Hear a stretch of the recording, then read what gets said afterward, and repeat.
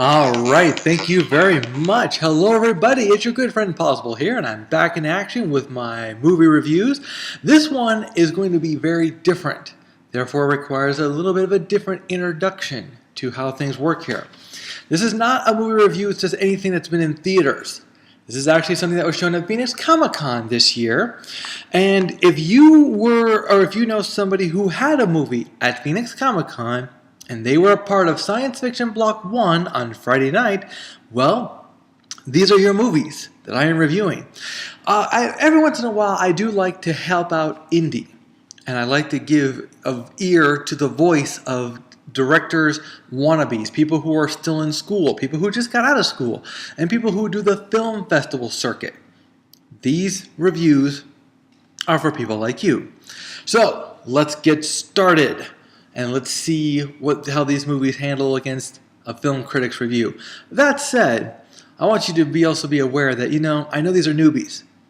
So the gloves are going to be kind of light unless you really went bad. Then I'm going to let you have it. As you guys, if you've seen my videos or read my blog, I know how to let people have it. All right, first up, The Way We Are. This was supposed to be about two aliens visiting Earth to experience humanity. So we go through a situation with an annoying little boy talking to his elder guy about this guy, who apparently is in love with that girl, who happens to be in love with this other guy, who is struggling with his relationship with this other guy.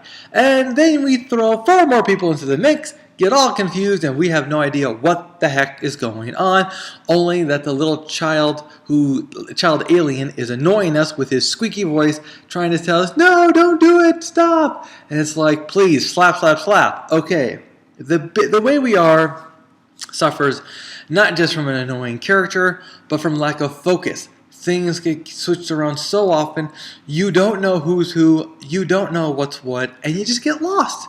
You get confused. It just doesn't work. The Way We Are, hopefully we're not really that way, because what we are is confusing. Okay, next up, Indigo Child. Indigo Child was good. Good character development, an interesting plot twist. You basically have this one girl unpacking and grieving, while at the outside there's this other girl looking at her. Okay. Oh, by the way, one's an adult, one's a child.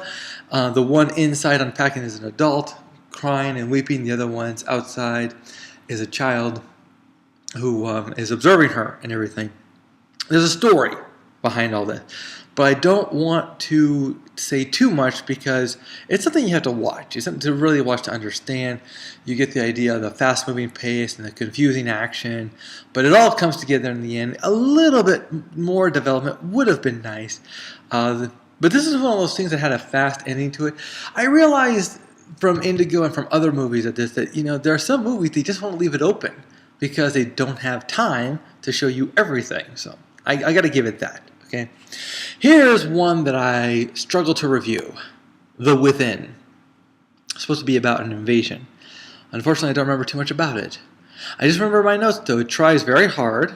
Could use a lot more setup. Give us more an idea of what's going on and everything. And it had a great potential story, but we weren't really sure what it was in. I mean, I knew it was an invasion from the notes in the pamphlet, but I didn't know it was an invasion from the movie. So I felt it got lost somewhere. Okay, good movie, good effort, but gets lost.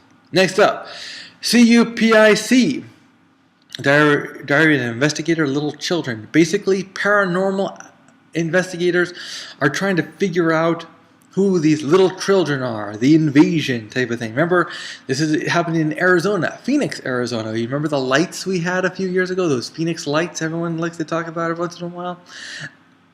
It was good. The documentary format, though, was annoying. Excuse me.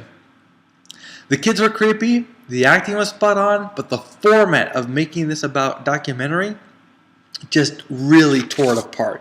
If you're going to tell a good story, tell a good story. Don't try to make a documentary where none exists. Get away from the shaky cam. It's annoying. So that's my 2 cents on this one. Next up, Conundrum. Finally, we're getting to some really good movies now. Conundrum was a very interesting movie about a guy who is desperate, so he has to go steal. And apparently he goes to steal from somebody he knows, and you have this dilemma of the Mexican standoff. It was just building, building, building, and then it just stops like that. It literally ends on a dime, okay? If not something smaller. You pretty much get an unfulfilled feeling, leaving it so wide open at that moment, but that's the part of the movie, you know? Someone has to give, but both men are desperate. Nobody really wants to give. And really well done, really spot on. So Conundrum, awesome job. Okay, daydreams. Basically, you have this religious housewife who has daydreams about her babysitter. And then you have the babysitter who has daydreams about the housewife. You get this idea of the relationship. You know, even though one's the in charge, the other is not.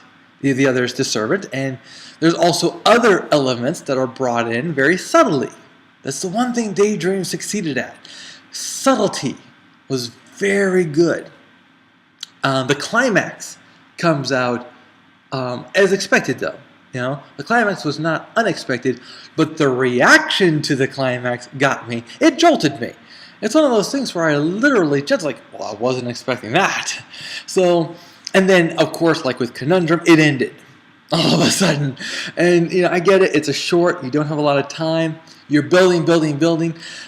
You're not supposed to get the satisfying conclusion that you want. You're supposed to get the ooh, you know, and then roll credits. So that was something I really enjoyed. Of the ones that I saw, Conundrum and Daydreams definitely did a really good job.